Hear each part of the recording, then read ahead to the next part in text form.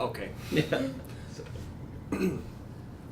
Good afternoon. My name is Donnie Calabrese. Thank you for tuning in to this first official Ideas Powered by Passion addendum. Joining me today is Rankin MacSween and Dr. Theresa MacNeil.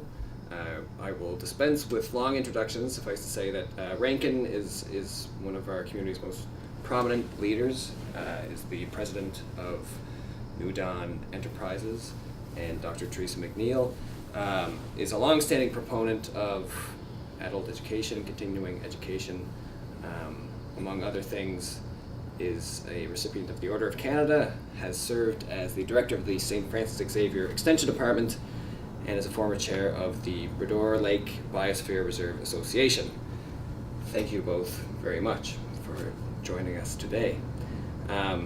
So what we want to do is touch on a few ideas that came up at the Ideas Powered by Passion session, which was held 2 days ago, where you, Theresa, were the keynote speaker. A lot of stuff came up that night surrounding leadership, education, and the position of leadership and education in the community. I would like to ask you both, as a way of getting into this is something that has been coming up, although it didn't come up so much on Wednesday. I'm curious to hear what is the state of leadership and leaders in this community, Cape Breton Island? I can perhaps comment more on rural Cape Breton Island than I can on CBRM.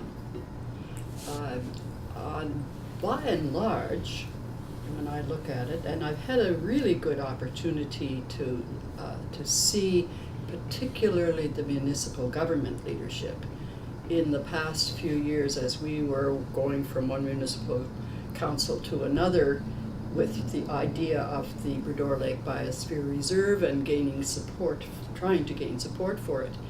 I was pretty impressed by the state of leadership that I saw at that level.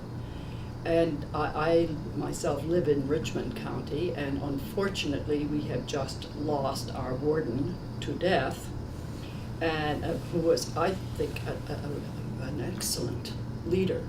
And of course, you can't always judge a council by just because you appeared there about 3 or 4 times. But by and large, when I sat there, I was impressed by how they were dealing with topics and that sort of.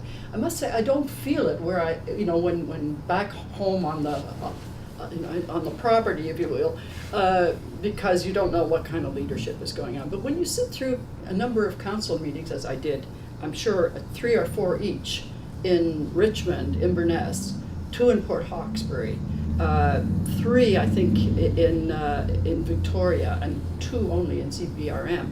We had a much easier time in CBRM. It's pretty impressive to see the very, very thoughtful treatment. Now, what does that amount to in the overall, in terms of policy, in terms of progress? I don't feel able to comment on that, but just from the people I know who are working at it, I think it's pretty good. And Rankin, picking up on that, then where Theresa is speaking to the rural area, and where you are more of the urban Cape Breton, where do you see the state of both leaders and leadership, and how maybe leaders grow out of what we conceive to be leadership? Mm-hmm. Well, I think there's 2 things that kind of immediately pop to mind. Number one is this, I do think Cape Breton and the world, the Western world, we're in this wicked period of transition. So much of what we knew, much of what was traditional, those structures, they're either, you could argue they're either dying or they're changing. So I think it's very difficult to get a bead on what's happening. One of the things we do here, we've done for a number of years, is we host a training process for middle management civil servants that come to this community for about a week, visit with a whole array of agencies, organizations, people, and explore a series of themes. And then before they leave, they have this debriefing, and they invite members of the community to participate in that. And I've been lucky enough to sit in on a number of those. And part of what they share is what they witnessed, what they discovered. And one of the things that I'm always, this happens every time there's a group in. There's one conclusion that is always the same. And they will talk about the quality of leadership that they discovered, the high quality of leadership. And they will speak about that in depth. And then they'll say, but everybody seems to be in silos. Yes, yeah. And I'm really taken with that because they are able to see it. Yeah. I mean, what they do, it's very deliberate. They're very thoughtful about how they're doing this, and the consistency with which this is shared. What do you mean when you say that everybody's in silos? Well, I think their reflection is they'll meet with a group or a person in the community who's doing something, will be quite taken with what they're doing, how important it is, the way that person is giving leadership to that. But then they'll discover that that's pretty much unconnected with anything else that's going on, and then they'll go to the next organization or person, and again we'll have that same experience. So they'll be kind of like puzzled about the fact that we're but for me, maybe in a sense, maybe that's not a big surprise. No, I would see that if, for example, you're doing the very best you can in the health field, you've just about got all you can do, etc. You know, whether it's then in some other aspect, education, it's very engrossing, and I think to be able to move across almost has to be a deliberate thing that's allowed for or required even. I don't know how you require it, but you know, it's expected that health should know what education is doing, etc., etc. Because these things are just, even to try to live within budgets, you know, is a huge, yeah. And to try to change and try to accommodate the change in populations and so on and so on. It's very, very demanding, and often people who, especially boards, I think of school boards or health boards or whatever, you know, they do this late at night after they've done something else, and they travel far to do it. It's pretty difficult. Absolutely, I think it's a great point, because once you get engaged, I mean, the demands are just relentless. Yeah. I would argue too that I'm not sure if we've had a lot of experience in this community working together. I mean, clearly, the big decisions about what was to happen here, the origin of those decisions for a long time, for many years, have not been in this community. They were, the origin of those decisions was somewhere else. Certainly in the last 45 years, it's been particularly Ottawa, and even before that, it was wherever the industrial headquarters happened to be. London. So I mean, here we are, I think, in the midst of this incredible transition where we are trying to learn as people, well, how do we do this? How do we come together? How do we take, and it's a very difficult thing to do. This is not easy. So I think for us as a community, there's a lot to learn. Well, that's such an interesting point. I mean, in your talk, Theresa, you talked about take what you have, build on experience, and you know why that's the most fruitful way to go about this. How do you create a community of leaders when, if you would agree with that, we have very little experience with our own with having to figure out where we're going next. Exactly, yeah. How do you build on something that's not necessarily there? Well, first of all, I think we have to have an expectation that has to be done, and I don't know where that comes from. You know, but if we don't have that expectation, then well, what is to prevent the health board and the education board and the so on from staying in their silos? Heaven knows they've got enough to do. So where does that expectation come from? And I don't have a good answer for that. The other night somebody came, and I hope this is on your same question, Donnie, but someone came up to me after the session and said, what about failure? we just don't allow failure. And I hadn't really thought about that very much, but he obviously has. And I right away I said, when we get $1 million to work on a project, part of that project ought to be telling the rest of us what is the complexity of what they're trying to do with that $1 million, so that we won't be too terribly surprised if it falls, and we'll be terribly happy if it doesn't. That there's not enough of an awareness. Oh, he got $1 million. Well, isn't that just great? He got $1 million 5 years ago too. That we just are kind of cynical about it, rather than. And I think that could be part of the funding stuff, so that we know what it is to try to make something work for which those. And I'm using the $1 million figure Sure. just by the way. So more like disclosing the odds before you bet on the horse. Yes, and helping us to understand what it is that they're trying to do with that. I heard an announcement on radio this morning about machines for betting, or for whatever we call it. Gaming. Thank you. Right. And the man who's getting a contract for quite a few machines is from here. And I remember 10 years ago when he was starting out, and I happened to be connected with the funding agency and government, just reading applications, that's all I was doing, and then helping him to be part of the discussion of whether that. And I remember he was really getting started, and I thought, isn't this great? He's still going.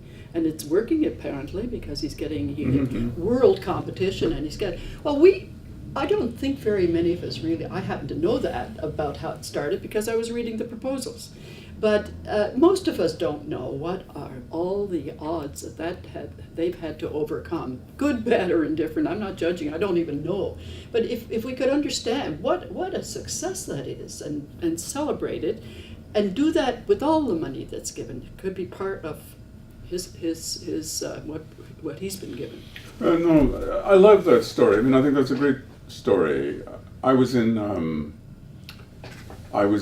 Nebraska a couple weeks ago, in Omaha, Nebraska, and it's a lovely place. It's a lovely city, small city.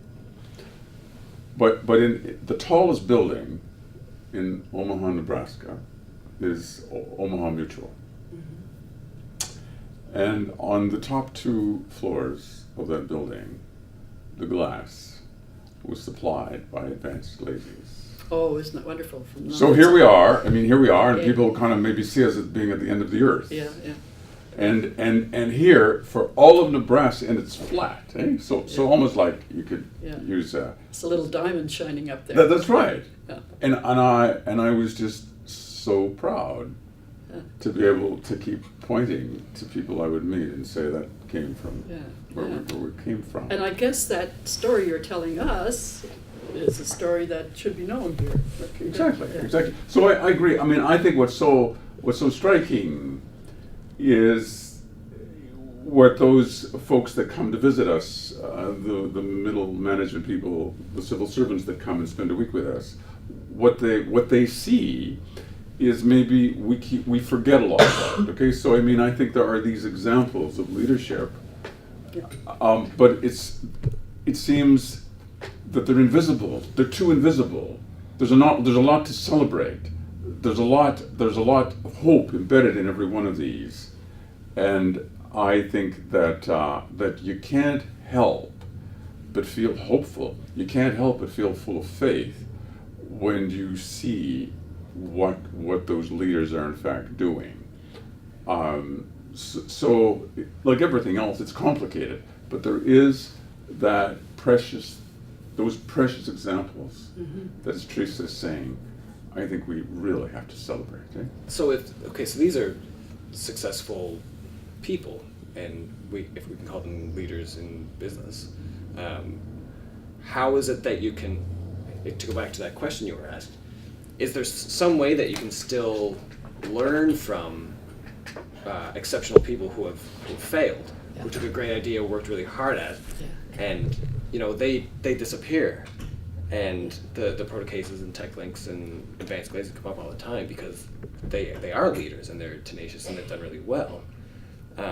what is there to learn from the people who had those ideas?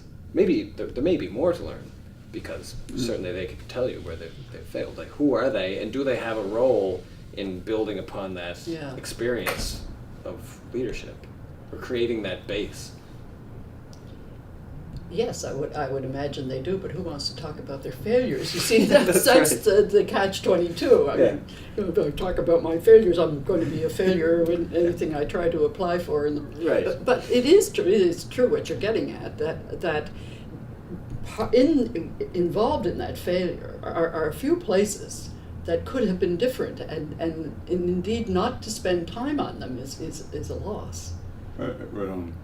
I remember reading one time, and I don't know which country the U.S. was being compared with. It was a European country, but the comment was that in this country in Europe, if you fail, it's a disgrace, and you are cast aside. This is in respect to business.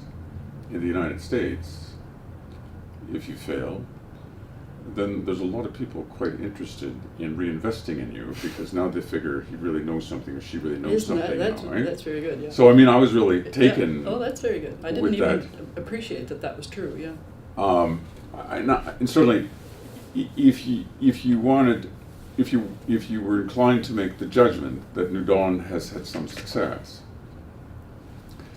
I mean, I think it's really important. I think one of the things that has really struck me with New Dawn is that New Dawn is very good to learn from its mistakes, and it remembers its mistakes. They become part of the culture of the organization in terms of what. But it seems to me, in many respects, our mistakes are precious, are really precious, and it's really important. As difficult as it is at times, it's really important to kind of face up to them. Right. It's sort of like it seems to me, if you're raising a child, and you're giving the child good feedback for the outcome, that's a very different message than giving the child feedback for the effort, good feedback for the effort. That is, yeah. And it does seem to me we are quite. I had a good friend who died, God love him, and one of the things he used to say, Kip Redner, and he used to talk about that we're afraid as a people, we're afraid. And it seemed to me we get so caught up then, if that's true, that way down deep inside we are afraid. There's a lot of reasons why that would be the case, but it seems to me part of the outcome is we feel this pressure in terms of, like, it's got to be successful. It's got to be successful. And development doesn't work like that. Economic development is incredibly tough. Now, that's a point that I always have been thinking about through the years when we criticize the government's investments in businesses or enterprises or institutions that failed. Well, if it was such a going concern and such a promising thing, you wouldn't have needed the government investment in the first place. So by definition, it was a high-risk thing. And so, surprise, it failed. Well, yes, but it's not the end of the world. It was, and I guess another feature of that I always feel very strongly is that it's the public investment in a situation that looks like it needs to be. Now, I know it's a terribly pure way of looking at it, but indeed, that's what it is. It's the public's investment. Absolutely, yes. Yeah. And if it fails, well, we failed before, but we took it. We did we took a good shot at it. But I think one of the once we were industrialized, once the money started coming from somewhere else, Yeah. we were really, as a people, we really were disengaged then. Yes. And it became, as you were saying the other night, it became us and them. Yeah. So if you're them, okay, well then that's your mistake. Maybe we have to wear the consequences of it. But I think part of what's really important for us as a community is to be able to learn how to make those mistakes. Like we need the only way we're going to move forward as a community is we've got to be engaged in the process. It can't be somebody else that's making those mistakes on our behalf. Yeah. We have to be part And of that. we'll make them. Exactly. By golly, we'll make them. Of course we will. There's no other way. Of course we will. Yeah. So to pick up on that, and you've mentioned this process of New Dawn learning from its mistakes, and doing so, it seems fairly proactively. What then is the relationship between leadership and education, and maybe leaders as educators? How much of the role as a leader, as a community leader, both of you, how much of that role is as being an educator? Yeah, do those two things go together? Are they separate? How does that work? Well, ideally, they go together. Ideally. And I think that the biggest factor of all in terms of people learning is if they understand what they're up against. And that's what leaders can do. Not to gloss it over and say, oh, well, we only have 15% unemployment. That's, that's pretty good. That, if you looked in somewhere in Europe or somewhere where, it's instead of making everything nice, we'd say, what on earth is this the situation?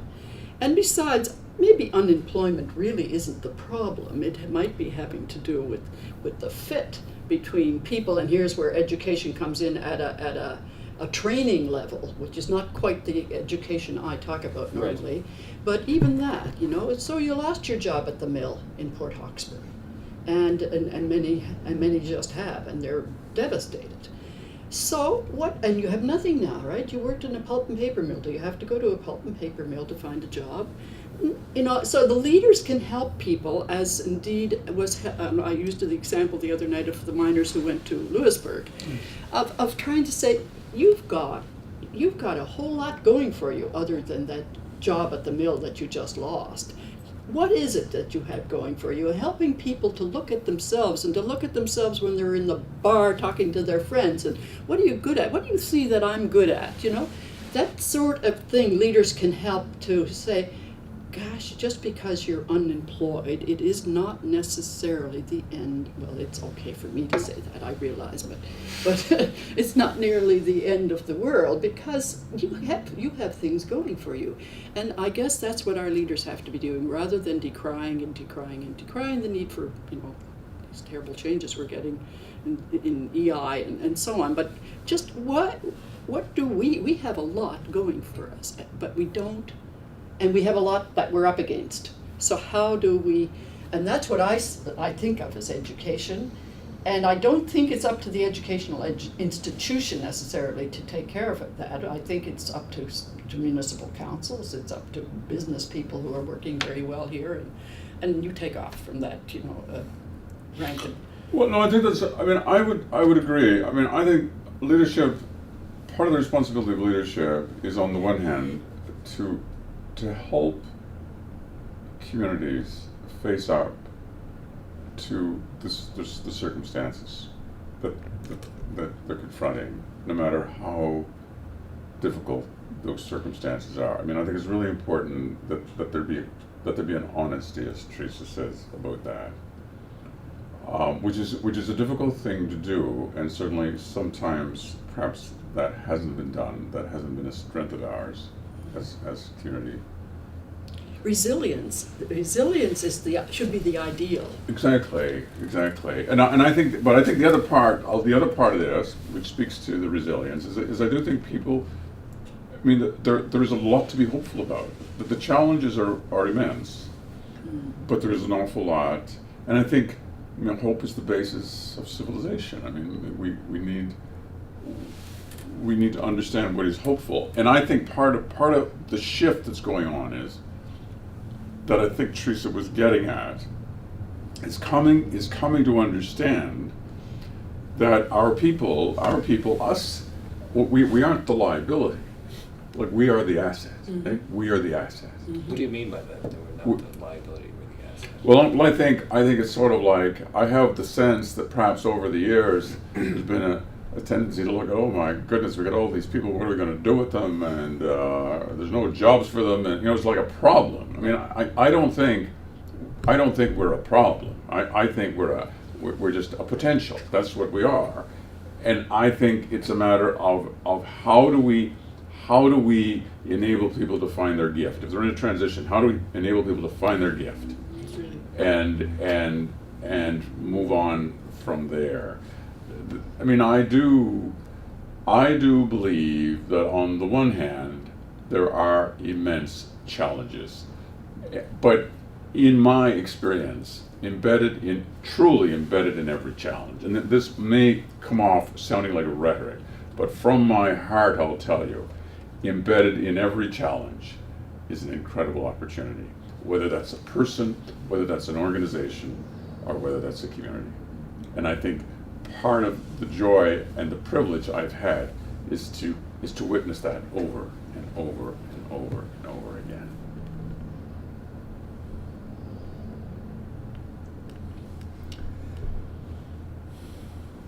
What times?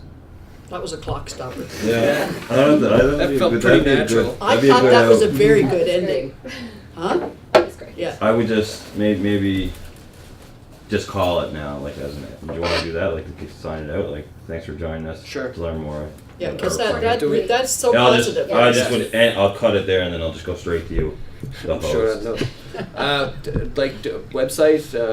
Is there? So it'd be like. I don't know. Date for the- Newdawn.ca/ideas. newdawn.ca/ideas. And is this going to be up before the next event? Yeah, Monday. Oh. What did you say? You'll have it Monday. No. Yeah, no, I got Sunday, Monday blocked for me now, so I'm working Okay. on other stuff. And when is the youth? Okay, great, Panel Donnie. thing. I mean, I can put all that stuff digitally on the screen too. It doesn't necessarily have to be a call. You can just say thanks for joining us for the conversation today. See you next time. I like the idea of throwing the youth thing in though, because especially how you just ended, it's so hopeful, and we're moving right into the youth talk. It's June 13th. And it's called. It's just Ideas Youth, and it's What's our this? Ideas Youth. So I guess I'll it's learn. our next Ideas talk. It's just all youth. okay. Yeah. And thanks to our sponsors. Yes. Yeah. Clorox bleach. Marlboro. June 14th. June 13th. June 13th at Clorox the bleach Center is for Craft You Design. have to light a cigarette on your hip. Okay. Yeah. Great. You rolling there? I am. It's all you, Donnie. It's your big one. Just so you know. Thank you very much for joining us. Thanks to Rankin and Theresa as well. You can check out more of this stuff at newdawn.ca/ideas. And join us as well on June 13th at the Center for Craft and Design on Charlotte Street in Sydney for Ideas Youth. Thanks again. Well done.